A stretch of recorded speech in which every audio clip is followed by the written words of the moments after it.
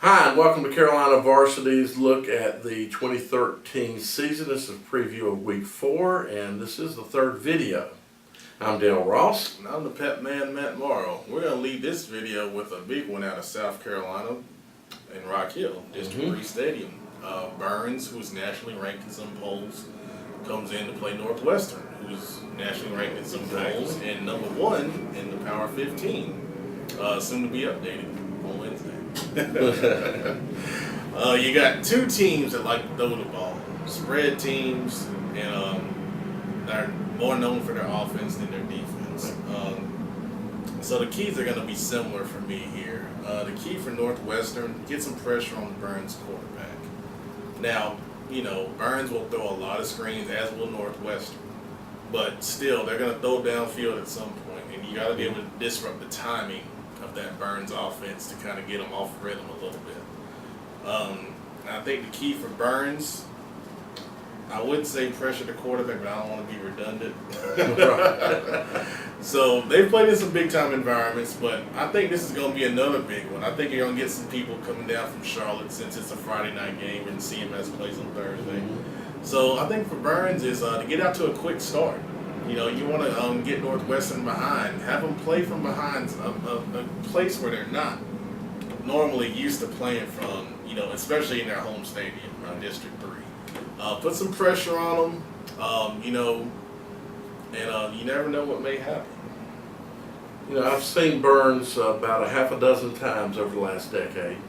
One of the best passing teams I've seen. This includes the Tommy Knox teams. These guys really have got it down to an art, beyond the science to an art. I mean, they do it well. Northwestern's no slouch at throwing the ball either, obviously. But Byrnes is going to hit you all over the place. They screens out in the flats, down low. They can throw everywhere. They have all the tools and the plays and the execution. They execute very well. Every time I see them, the receivers run great routes. So it's you got to knock them off their timing in some manner. That's a good point. You got to find some way to disrupt that rhythm that they get going with that passing game. I don't know if that means blitz a little bit. Make the quarterback hurry up.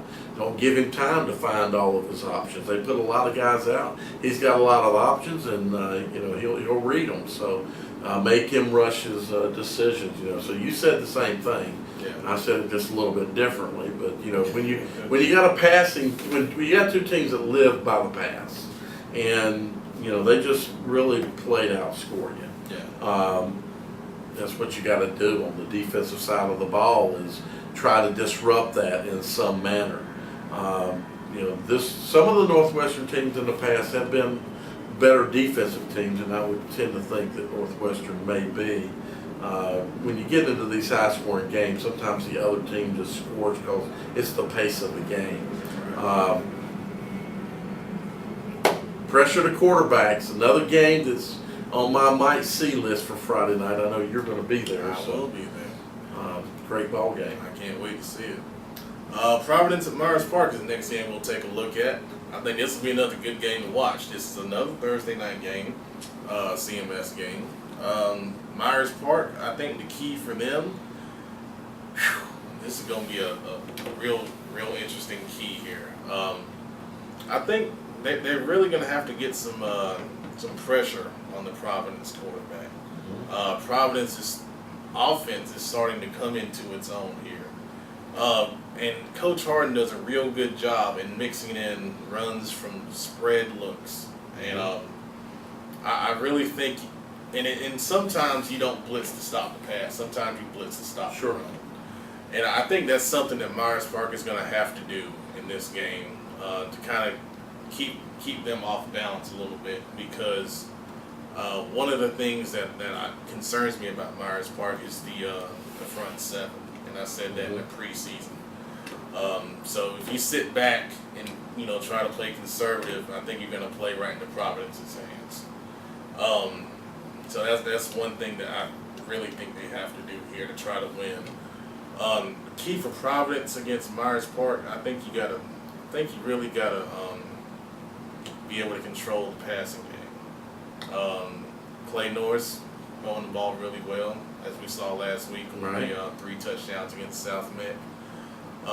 They also got a good running back in Jaquavion Alexander, but you got to pick your poison. You know, do you want them to throw? Or do you want them to run? I think you got to stop the pass first, force them to run the ball. Right. Because I think they really want to be more of a passing team than a running team, and that's just my opinion. I think that's probably Stein's opinion too. If you ask him directly, maybe next time we see him, we'll ask him that. You know, Myers Park, as you say, Alexander's a great running back, and in my opinion, Coach, you got to get him some touches. Make sure he gets his touches, and you know, maybe even through screens and such. But give the kid the ball. He's a great inside runner, I think. Nice, strong, hard runner. So, you know, one of the keys I think is going to be that he gets his touches, because I think, you know, he can make some things happen. They do want to throw the ball. They throw the ball well. Receivers run great routes, and I've seen the receivers in week 1 make some really good catches, you know, of very long thrown balls, so made great plays on the ball.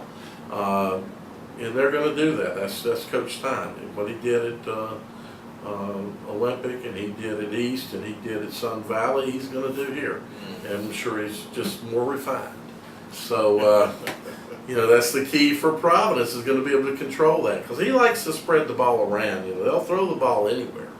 Not quite like Byrnes, but you know, it's kind of a similar concept. So, you know, he does like to run out of that spread though, and he will run out of it. So, you know, for Providence, it's going to be, you're going to have to defend all areas, because they're going to attack all areas with the pass. So you're going to have to be prepared to defend all areas and make the quarterback, you know, have to hurry his decisions. Myers Park's got a great, I say a big and rather strong offensive line, so that may not be the easiest thing to do.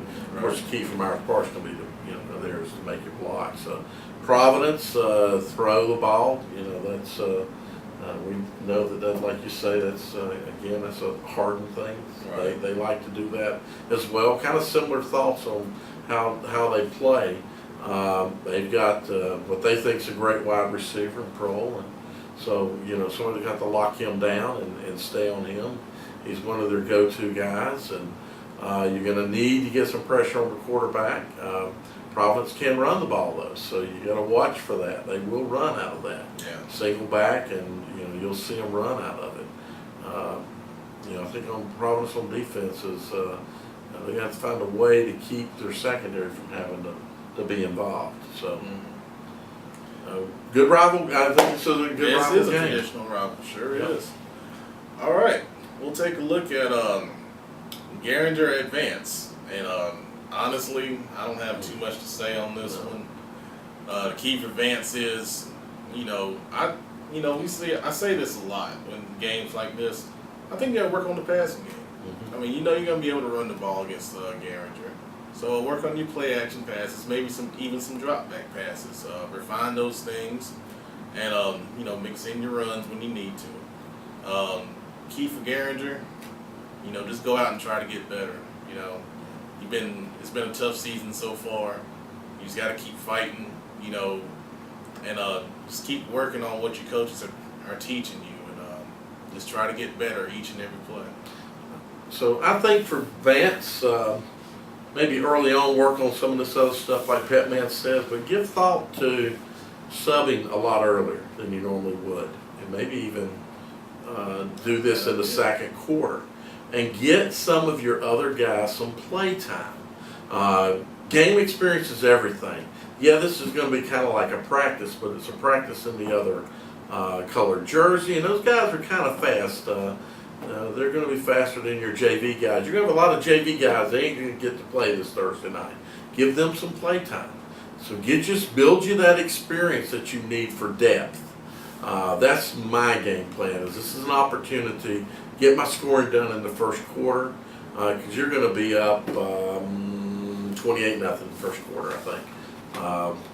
Maybe more, but I'm going to say 28-0 first quarter.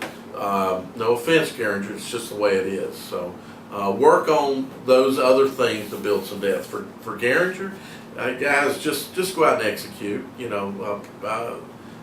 Your assignments, do what you're told, do what the plays call for, and get better so that this won't happen in years to come. And get some of your buddies to come out and play ball.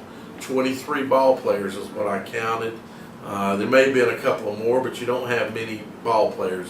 Get your buddies to come out, work on your grades so that you can stay eligible, and use this as a building process.